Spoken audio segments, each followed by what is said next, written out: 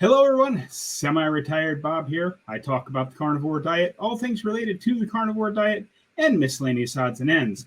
Today, I have a guest that I can't imagine anybody watching my channel doesn't know, but I do have with me today Dr. Ken Berry. And if you would, Dr. Berry, just in case there is somebody out there that doesn't know you, could you introduce yourself and tell us why we should care about what you have to say?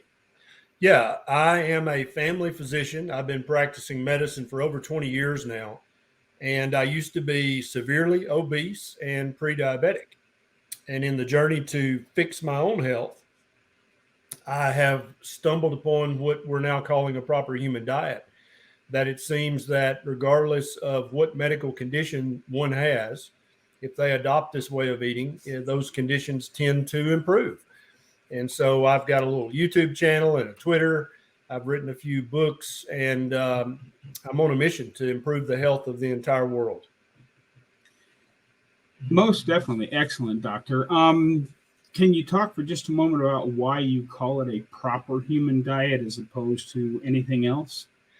Well, I think there's a spectrum of eating, which basically allows your body to heal and to regenerate and rejuvenate and renew the cells and tissues. And there are many other styles of eating that are either too high in carbohydrates or they will cause inflammation, thus worsening many of the chronic medical diseases that millions, if not billions, of people around the world suffer from. And so I think proper is a very self-explanatory word. Human is what we are, but that also harkens back to the concept that each species of mammal on this planet has a proper species diet. They have diets that you can feed them that they will be healthy and thrive. There are other diets that will make them obese. And you see this in agriculture. We feed many of our agricultural animals a diet that makes them obese on purpose because we like to eat fatty animals.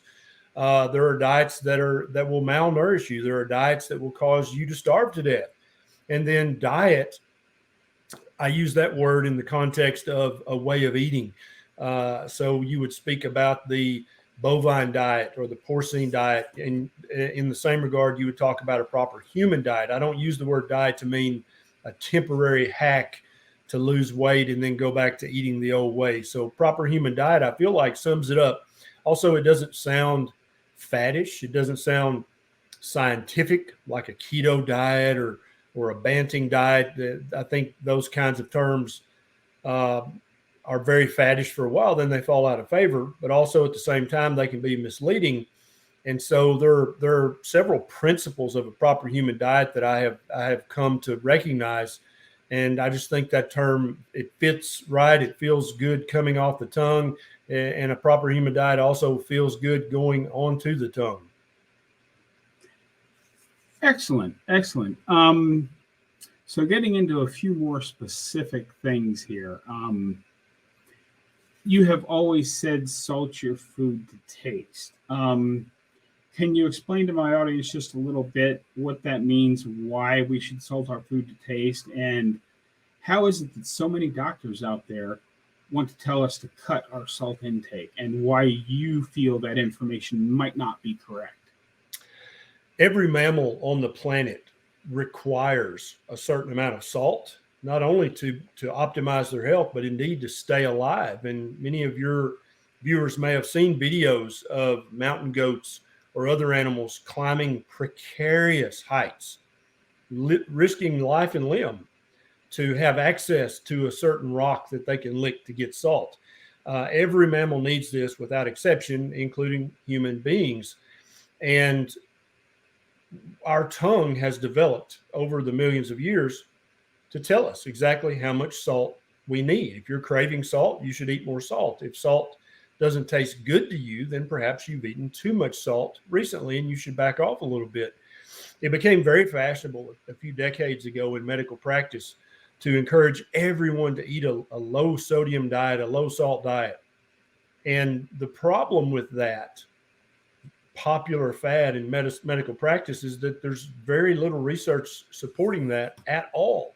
And indeed, in many cases, including congestive heart failure, we find that people who are eating a very low sodium or low salt diet, they actually do worse than people who are using this very complicated, intricate, high technology tool, your tongue, to tell you, do you need more salt on this steak, or have you salted it enough?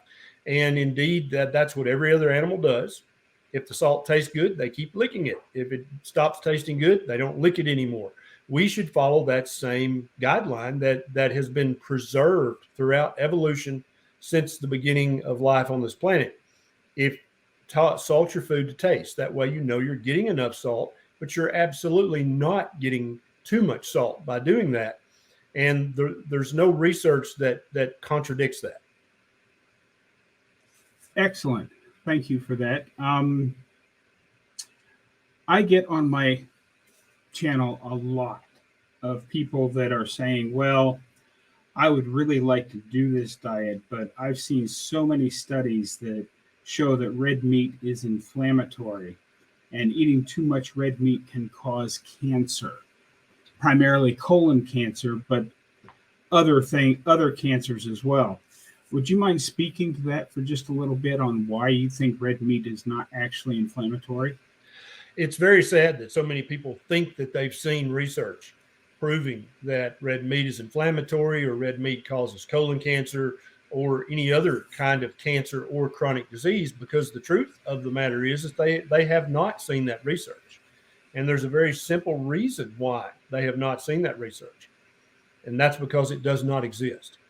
What they have seen is news reports reporting on observational research studies that show a possible association between red meat and colon cancer, red meat and inflammation, red meat and heart disease, red meat and any other malady that a plant-based doctor wants to say meat is in danger of causing. But there's not a single research study on the planet that shows causation, that proves that eating red meat causes any disease whatsoever. There is not a shred of research proving that eating lots of red meat increases your risk of cancer of any kind. So indeed, no one has seen that study, even though they think they might have. There is actually research showing that red meat, a diet heavy in red meat and not including other inflammatory things, is actually a very uninflammatory diet. When the dietary research is looked at properly, it looks like that fatty red meat is protective against multiple cancers. Now, that also is not proven, because all of this research is observational in nature. It cannot show causation. It can only show a possible association. And so many of these headlines will say, increased red meat intake may increase risk of cancer. And something that Nisha, my wife, and I are very fond of telling people is you can replace the word may with may not, and the sentence is just as true. And so, I mean, how many people would click on an article that says increased red meat intake in your diet may not increase your risk of cancer? People will be like, well, okay, I don't understand. That's too many negatives. And so they try to make the headlines as click worthy as possible, which I don't blame them for. But at the same time, the common man and woman on the street, you have to have enough sense to realize that journalism in modern society is in a very tight position. They have to get thousands and thousands of clicks on an article, or they won't make enough ad revenue to pay their employees. And so they make the headlines as inflammatory as they possibly can, as scary as they possibly can. And this applies not just to nutrition research, but really lately to every single thing that a journalistic entity might report on. They're going to make it sound scary and make it sound, oh my God-ish. And that's just the latest tool of journalism, but it in no way speaks to the strength of the research study. Excellent. Thank you very much. And continuing on the same lines, the other thing I hear a lot on my channel is, well, you can't eat that much protein. That's terrible for your kidneys. Because everybody just assumes, because they've heard it time and time again, that it's protein that's causing their kidney damage. Do you mind speaking to that for just a moment before we go on to something else? The sad part about this myth, aka lie, is that many doctors and dietitians, they absolutely believe this in their heart of hearts. And this again is a concept, a myth, a lie that has never been proven. This became popular a couple, 3 decades ago. I can remember back in 2004 doing an internet search about this because I had a patient who came back to me for primary care from their kidney specialist, and their kidney specialist had told them, you can't be eating too much meat. You've got to limit your protein intake. And so I did an internet search back in 2003 or 4, and there were hundreds of articles at that time saying, where in the world did this protein is bad for your kidneys myth? Where did that get started, and why will it not die?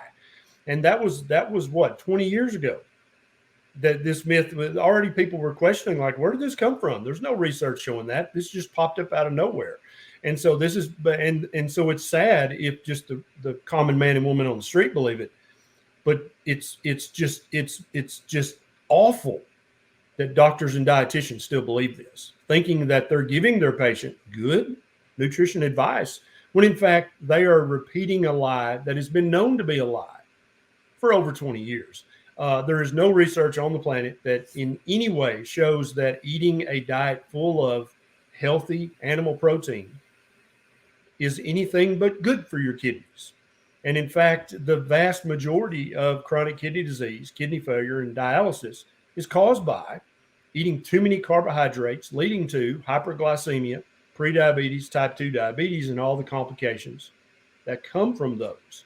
And that's why, Bob, we see so many people in the group, when they eliminate the carbohydrates from their diet, or they eliminate all the highly processed, fast release carbohydrates and sugars from their diet, and start eating more fatty red meat and more eggs with the yolk, their chronic kidney disease numbers actually improve over the months. And so they'll go back in 6 months and have their kidney labs rechecked, and they've been eating a pound or 2 pounds of red meat a day in that last 6 months period, and their kidney function has actually improved. And so I think this is one of those myths in medicine that just will not die. But I think that so many people now have seen my videos on this on my YouTube channel that they ask their doctor, why would you say such a thing as animal protein is bad for kidneys? Could you print me out a copy of that research study? I'd love to read that research. When you ask a doctor a question like that, it makes them not, number one, think, well, is there any research? I don't know. I've just been repeating that mindlessly. Maybe I should look into that. That's number one. And number two, maybe it will encourage them to shut up in the future and only say things that they know to be true, not things that they just assume to be true because they either heard it on CNN or they heard one of their buddies repeat it, because that's not how medicine should be practiced. Thank you. It's along those same lines. Why do you think there are so many doctors out there? Now, I understand doctors are busy. They're seeing patients. They have their own lives to live and everything. But how is it that they put so little thought into things anymore? It's almost like they're working from an equation that if you have this symptom, and this symptom, then I get out my little chart and say, okay, this is the drug I need to give you. How have we come to that? Well, every human on the planet is lazy to some degree. We all take shortcuts. And in many cases, taking a shortcut's not a bad thing. Sometimes that's a good thing. But when you are tasked with the care of fellow human beings, when you have taken a Hippocratic oath, when you have a fiduciary relationship with a patient, it is your duty to take the best possible care of that patient as you can. You should be held to a higher standard. And so when patients say, what's wrong with doctors? I totally get it. But so the first thing you have to understand is doctors are just dudes and chicks, just like you. They are no different. They are not demigods. They are not magic. They are not special. They might be better students than you were. They might work harder, maybe at some point in their career than you did, but they are just as susceptible to falling prey to shortcuts. And the chart that you referenced, that would be an algorithm. And so very many doctors get lazy. and they'll practice algorithmic medicine instead of keeping their differential diagnosis garden planted with many different flowers. They'll just follow the algorithm. And if you're this is this and this and this, then that's the pill you need. Many healthcare providers practice that way on a daily basis, thinking that guarantees that they can't go wrong if they follow the algorithm. But as we've seen millions of times, it can go very wrong if you're just blindly following the algorithm, thoughtlessly following the algorithm. You can hurt people doing that. And indeed, we know people who have been hurt by healthcare providers who follow algorithmic medicine. Thank you for that. So let's move on. You mentioned diabetes in an answer just a little bit ago. Do you mind talking for just a few moments about actually what is diabetes? How do they check for it normally? And what should we be doing to check for it? So type 2 diabetes, that makes up about 90% of all the cases of diabetes. So let's talk about type 2 diabetes. The way it's typically diagnosed is if someone has a hemoglobin A1C 6.5 or higher. You can diagnose type 2 diabetes with a 1 or a 2 hour glucose tolerance test. You can also diagnose it with a fasting blood sugar that's high enough to meet the criteria for diagnosis. But by far, the most common way is to check a hemoglobin A1C. And so if it's 6.5 or higher, then that person has type 2 diabetes by definition. If their A1C is between 5.7 and 6.4, then they are pre-diabetic. And I'd actually like to change that terminology to early diabetes, because it's been proven in multiple research studies that even with pre-diabetes, damage is being done, permanent damage. So let's start calling that early diabetes, so that you pay homage to the fact that there is damage being done right now. This is because pre-diabetes sounds like, well, I just need to wake up and slow down, and I'm not harming myself with pre-diabetes. And that's absolutely false. And so what most doctors fail to check when they diagnose somebody with type 2 diabetes is either a fasting insulin test or a C-peptide test. And what these tests tell you is how much insulin you're having to produce from your pancreas in order to get the A1C that you got. And so some people can be hyperinsulinemic for years before their A1C starts to go up. And in my opinion, that's the very first sign of prediabetes or early diabetes, is when you become hyperinsulinemic. But most doctors don't check a fasting insulin at all, so they're completely blind to that information. And then again, if somebody just has a slightly elevated A1C, say it's 5.9, doesn't sound terrible. Many doctors would be very, very proud of that. But they haven't checked the fasting insulin. And when they check the fasting insulin, they find out that it's 30 or 40 or 50. And so this person's beta cells in their pancreas is actually, they're having to work quadruple time in order to give them an A1C of 5.9. And hyperinsulinemia, and many experts believe it's just as dangerous as hyperglycemia. So having high insulin levels in your blood is probably just as bad for you as having high blood sugar levels in your blood. And indeed, many type 2 diabetics have both high blood sugar and high insulin circulating in the bloodstream each and every day. And that, I think that those are the two main drivers for all of the morbidities that come from having type 2 diabetes, whether that's blindness, kidney failure, heart attack, losing toes and feet, or any of the other terrible things that come with type 2 diabetes. Thank you for that, Doctor. So what you're saying is that because of the way they're normally testing for it, if you would do the fasting insulin or the C-peptide, you could detect it much earlier. Absolutely. Than a standard battery of tests. Also, exactly. And also, Bob, many doctors, for your annual blood work, they'll only check a fasting insulin with regards to checking for type 2 diabetes. And evidently, these doctors have forgotten that you can absolutely have type 2 diabetes. And if you fasted for 12 to 20 hours before you had your blood drawn, your blood sugar can be normal. And so therefore, if the doctor just checks a BMP, CBC, lipid panel, urinalysis, and everything's normal, they're like, oh yeah, you're fine. When in reality, your A1C is 6.5 and your insulin levels 20 or 30. You're exceedingly unhealthy, metabolically speaking, but your doctor is truly blind to that because they didn't check the labs that they needed to check to make that discovery. Okay. And moving on along in this particular thing, you mentioned lipid panels in there. What does a lipid panel check for, and why do doctors freak out so much about some of this stuff? So the standard lipid panel checks for total cholesterol, LDL cholesterol, HDL cholesterol, and triglycerides. And some of the tests will add a few extra things, but those are the main four in a standard lipid panel.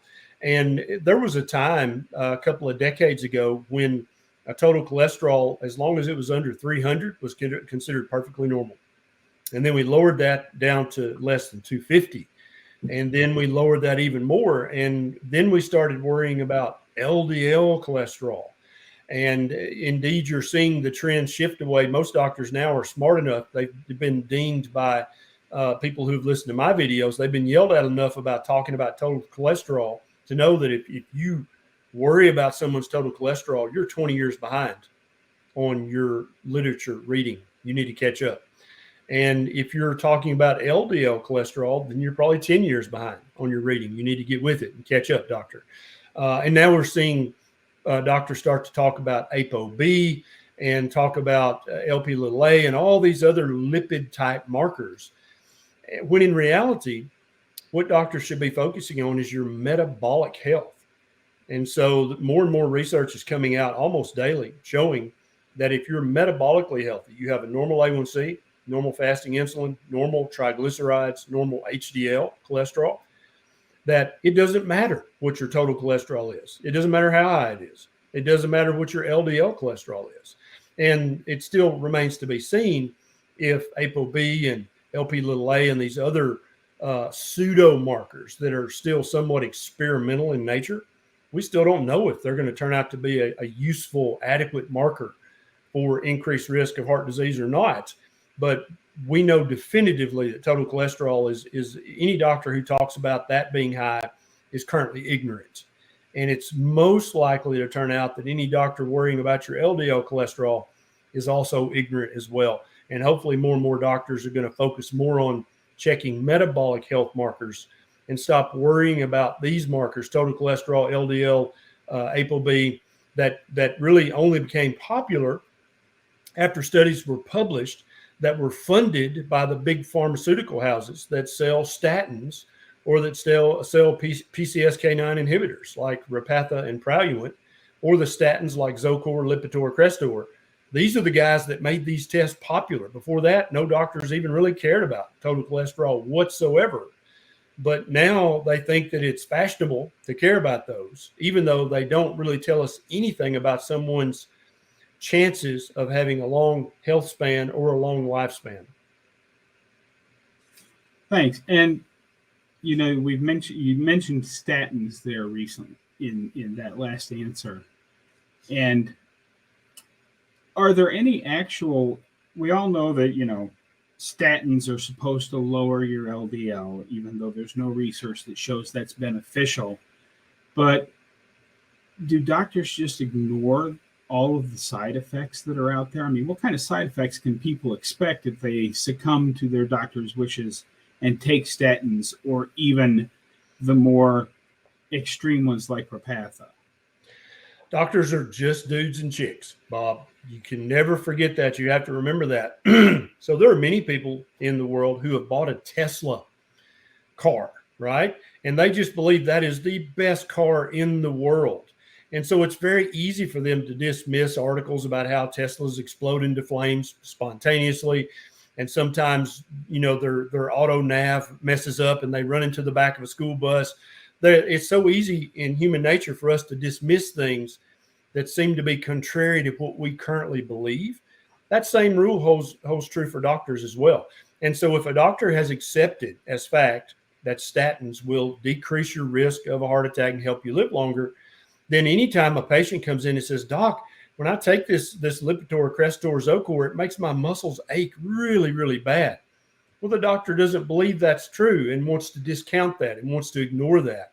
Or when a patient says, Doc, this statin lowered my testosterone, or this statin raised my blood sugar, or any of the other side effects that statins could have, of which there are many, the doctor doesn't want to hear that because they have accepted into their heart of hearts that a statin is good for every patient. Even if their cholesterol is normal, they should probably take a statin just to be safe. That when you say you have a side effect from it, that directly contradicts their worldview. And so people don't like that. Humans don't like that, including doctors. They don't like to be contradicted and have their worldview questioned. And that's why doctors sometimes become very emotional about this and say, no, that's all in your head. You're not having a side effect. And the patient's like, dude, I live in this body. I know what's going on here. I live with me.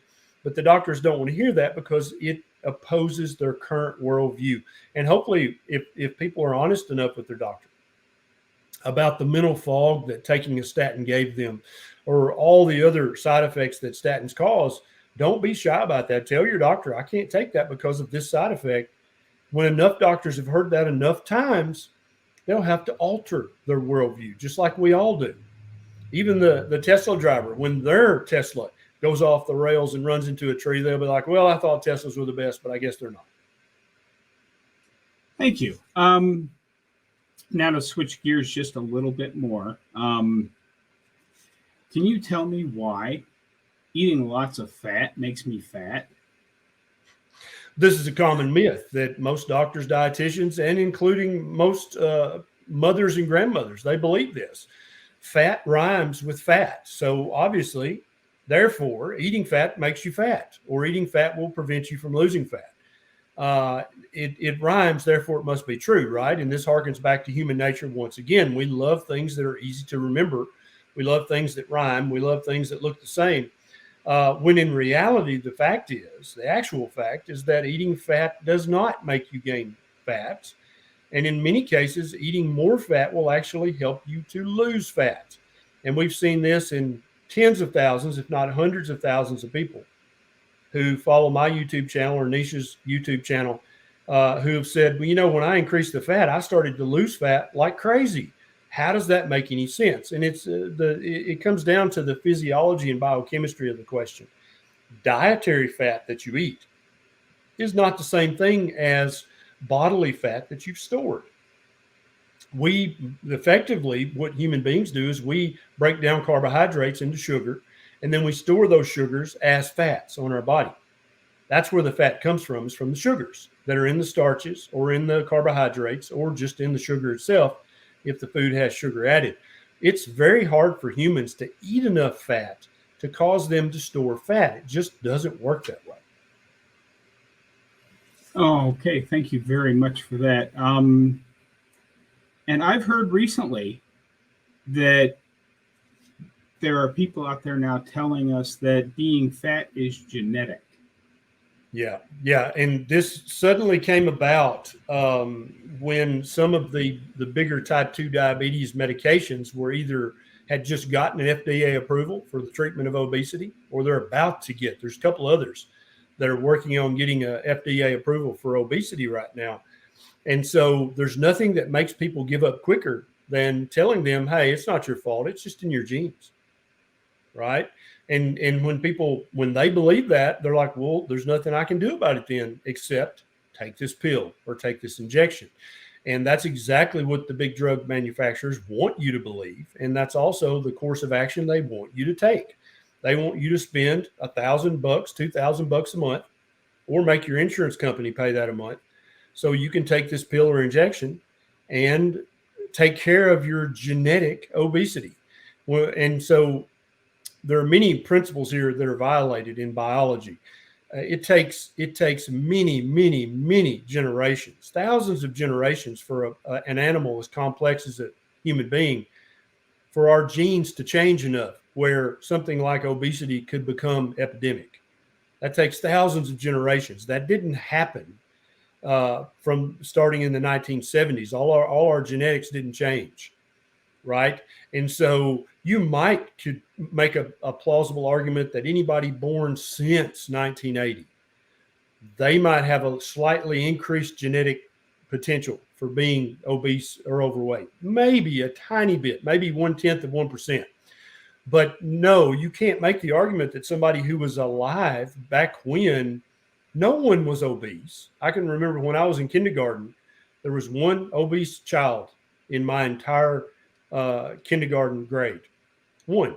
And now if you go to the average kindergarten, 30% are overweight or obese, or higher, depending on the city, depending on the country, the state in the United States.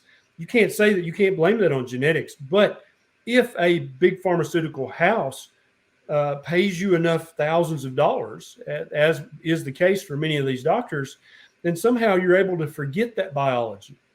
And you're able to say ignorant things like obesity is mainly a genetic disease. Yeah, and it is truly amazing how the population at large's perception of things have changed, because I was talking, it's been a couple of months ago now, because I've now lost more than that. But when I hit the 180-pound mark, I was a few pounds lighter than when I went into the Army. And, if you look at the old pictures of, the Miami Beach from back in the 70s versus Miami Beach of today, the difference is shocking. And everybody tells me how great I look at 180 pounds. I went in the Army in 1981. You know what my nickname was in basic training? What's my that? nickname? Heavy. I was the biggest guy in the unit. And that carried all the way through my service in my unit. I was the biggest guy in my unit at 5'6.5" and 180 pounds. Just shows how much perception has changed. So these GLP-1 shots, the weight loss that used to be diabetes meds, I'm sure there's tons of research showing how safe and effective these things are.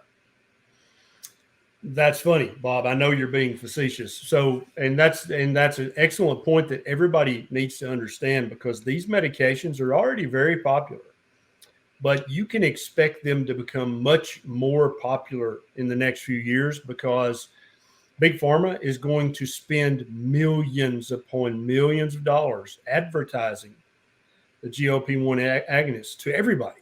If you have prediabetes, type 2 diabetes, if you're overweight, obese, severely obese, you need one of these injections. And they're going to make these drugs so ubiquitous.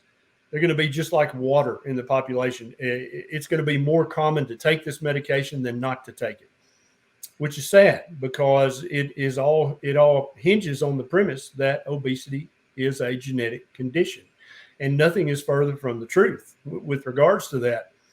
But so a lot of people think anytime the FDA approves a medication, that there must be just reams and reams of research data showing that this medicine is safe for long-term use in humans.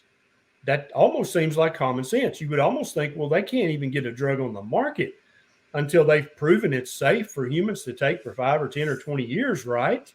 Well, wrong.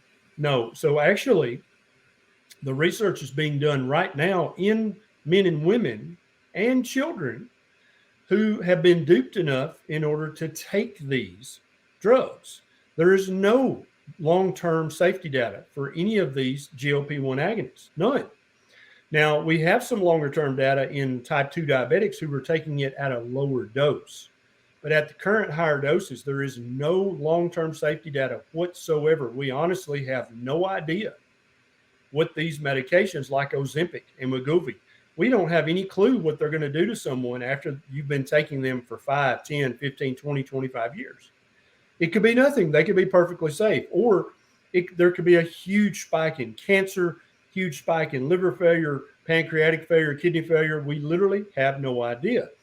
And part of my concern with them is that the GLP-1 receptor occurs at multiple different places in the human body. It's not just in the brain and pancreas. It's also in the intestines. There are GLP-1 receptors in the kidney. So what are these drugs doing to all these other tissues? and these other organs where we're not really getting a therapeutic benefit from them, but they're still acting on that receptor. And we currently have no idea what the long-term ramifications of that are going to be. And so I totally get it if somebody is 100, 200, 300 pounds overweight. And they're like, yeah, I understand a proper human diet, and I am going to transition over to eating a very low carbohydrate, one ingredient, whole food, ancestrally appropriate diet. I'm going to do that. But in the meantime, I'm going to take Ozempic or Wegovy or one of the newer ones. I'm going to take that for 3 months, 6 months, a year, just to kind of get a head start. I totally get that logic. But you have to go into that with being fully informed. And that's actually one of the tenets of modern medicine, is that doctors have to disclose the benefits of a particular treatment or medication, but also the risks and potential complications of that medication or that medical treatment. How can a doctor tell you what the reasonable risks are if you take Ozempic or Wegovy for 10 or 20 years? They can't tell you. They're blind to it. They don't know because there's no long-term data. And so anybody who decides to make that compromise and say, well, I'm 100 pounds overweight, I'm going to take Ozempic, you are the lab rat. If something bad happens to you, your doctor will report that to the database. And when they've collected enough of those cases, then they may say, oh, gosh, we need to put a black box warning on this. It already has one, then it'll have two. Or we need to change the dosage or change the package insert, or if it's bad enough, like Vioxx was, they'll have to pull it completely from the market. But in the person who made that compromise years ago and decided to start taking Ozempic, they're kind of screwed, aren't they, Bob? Because you can't take that back. The damage is done. All you can do is sue, hope to win. Even if you do win, your health has still been compromised. So I would just encourage people, make the decision you're going to make, but make it fully informed. Thanks for that, Doctor. Just a couple of more quick things here, and then I want to be respectful of your time here. I have always said that beef is my supplement, plus a little bit of salt. As in all of your videos, I see that bottle over your shoulder there of the Keto Chow Daily Minerals that you helped develop with Chris. Do you mind talking about why you developed that for just a little bit? Yeah, the way we currently practice agriculture and ranching is dastardly, to say the least. Cows are misfed and mistreated. The soil, in many cases, is just turned into dirt because it's been so mismanaged, misfarmed, oversprayed, toxified, basically. And in many cases, when you don't treat the soil properly, the minerals that would naturally occur in that soil, they become locked up in the soil. Or the soil has been so overfarmed that it's now depleted of these minerals. And so in many cases, although if you look up a particular food like broccoli or beef, and you say, oh, it's supposed to have this much iodine or this much selenium or one of the other minerals, in reality, 100% of the mineral content in that broccoli or that cow had to come from the soil that it either grew in the case of the broccoli, or that it grazed on in the case of the cow. If that copper or selenium or iodine, if it was not in the soil, or it was not available to be taken up from the soil, then it's not in the broccoli and it's not in the cow. Does that make sense? And so for the last 100 years, we have mismanaged the way we treat soil and the way we treat livestock, the way we feed them. And so in many cases, the minerals are just not in the food right now. There's a couple of research studies that compare the mineral content and the electrolyte content of foods grown, in modern times versus in foods grown 20, 50, 100 years ago. And they save samples back then. And so they can actually do that comparative research. And in many cases, the minerals and the electrolytes in the food grown modernly is 20, 30, 50% lower in a certain mineral or a certain electrolyte. And so out of an abundance of caution, Chris Baer and I designed the Daily Minerals for just that purpose, so that if you are eating a diet, although it looks very healthy, if you actually sent that piece of meat or that piece of broccoli off to a research lab and paid $2,000 to have that actual piece that you're about to eat, if you had it analyzed, you would be like, crap, doesn't have nearly as many minerals in it as I thought it would have. It doesn't have nearly as many minerals as what the USDA's Food Data Central database website says it has. Well, that comes from a piece of broccoli they tested 20 years ago. That's not the piece of broccoli you're about to eat. And so my fervent hope is that one day, when enough of us have reverted back to regenerative agriculture and regenerative ranching, and we've healed the soil, and we're feeding livestock properly again, and we're using the animal manure as the fertilizer for the crops, as should be done, after enough cycles of that, the minerals will either be back in the soil or they will once again be bioavailable to be taken out of the soil, in which case you'll no longer need this. And so Nisha and I also have a regenerative farm. We've got a YouTube channel where we show ourselves trying to become farmers and ranchers. It's a joke, but we're trying. But when enough of us adopt the old ways, this product will no longer be necessary. And I'll be happy when that day comes. Excellent. Excellent. I do like that. Just before I let you go here, I have a channel that is primarily older people like myself, 55 plus, 60 plus. I actually have a lot of 70 and 80-year-olds that comment on my videos a lot. If you had to pick one thing to say to the older crowd, what kind of advice would you give them? My one piece of advice is it's not too late for you. Many people in their 50s, 60s, 70s and beyond think, well, I probably should eat a proper human diet. I probably should go for a walk. But at my age, what difference is it going to make? I'm probably too late. And my answer to that would be, if you can still fog a mirror, then it's not too late. If you can still fog a mirror with your breath, you are still an athlete. You may not be the level of athlete that you'd like to be, or what you consider the definition of athlete to be, but you are, meaning that you can strengthen your bones. You can strengthen your muscles. You can lose that excess fat. You can improve your heart function. You can even improve your liver and kidney function. You can improve your brain function. It is not too late. And so regardless, we've had 90-year-olds, Bob, follow our channel, join the community, and improve their health to an almost miraculous degree. And now in their 90s, they feel like they're in their 60s, and they probably act like they're in their 50s, which is, for me, that's a great victory. That's what I want for everybody, is running around not acting your age. And so that'd be my one piece of advice is, this moment in time, you can stand up from watching this video, walk into the kitchen, make some changes, and start getting healthier, starting today, right now. Thank you. Excellent. So we're about to let you go here. Why don't you tell everybody where they can find you? And of course, I will put your private group's web address underneath this video about here so that they can see this. But why don't you tell us where we can find you? Thank you, Bob. So I have a book called Lies My Doctor Told Me.